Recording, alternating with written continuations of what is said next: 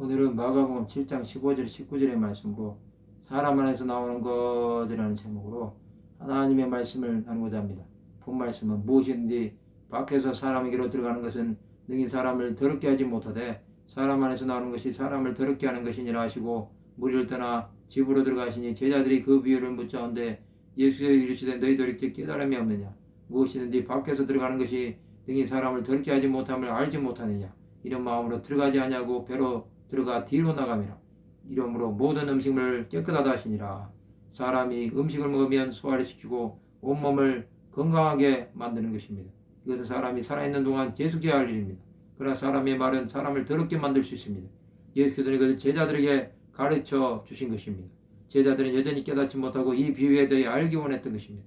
예수께서는 장로들의 전통에 대해 말하는 자들을 경고하시기 위해 이런 말씀을 하신 것입니다. 이제는 하나님의 말씀보다는 전통이 기준이 되어버린 것입니다. 또 하나님의 말씀은 암송하면서도 그것을 지키지 않는 것입니다. 많은 사람이 말로 사람을 판단합니다. 그러나 그 말은 사람을 살리는 것이 아니라 죽이는 도구가 되어버립니다. 아무리 아름다운 사람도 말로 사람을 인격살인할 수 있습니다. 그러나 사람들이 보기에 상처 입은 자라고 할지라도 사람을 살리는 말을 할 수 있습니다. 우리는 이것을 분명하게 알아야 합니다.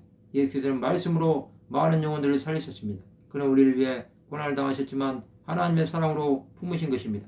저주받을 것 같았던 자들도 예수를 만남으로 변화되어 하나님 나라를 위해 사는 인생으로 바뀝니다. 그러나 율법의 매인자들을 만나면 그 인생은 노예 생활을 할 수밖에 없는 것이 사람입니다. 우리는 하나님의 사람으로 온전하게 하는 자가 되어야 합니다. 그러기 위해서는 하나님의 말씀을 우리 안에 가득 채워야 합니다. 우리는 그런 삶을 살아야 합니다. 예수께서 가셨던 길은 고난의 길이었습니다. 그러나 인류의 구원을 위해서 참으신 것입니다. 그것이 우리를 살리신 것입니다. 우리는 사람을 살리는 자가 되어야 합니다. 대부분 사람은 사람을 죽이는 자입니다. 그러나 사람을 살리는 자는 많지 않습니다. 우리는 영혼의 구주이신 예수 그리스도를 바라보아야 합니다. 그럼 우리를 살리기 위해 십자가를 지심도 감당하셨습니다. 그것이 우리가 생명으로 나오게 하는 길이 되었습니다. 지금도 사망의 고통에 놓인 자들이 많습니다. 그들은 예수의 죽으심이 필요했습니다. 우리는 사망으로 끌려가는 자들을 예수 앞으로 인도해야 합니다. 그것이 우리의 사명입니다. 우리의 입술로 주 예수를 찬양하고 주 예수를 높이는 것은 계속되어야 할 하나님의 일입니다. 이 사명이 우리에게 있는 한은 하나님의 영광이 충만할 것입니다. 하나님의 마음에 합한 자가 되어 주의 뜻을 이루어 나가는 자가 되어야 합니다.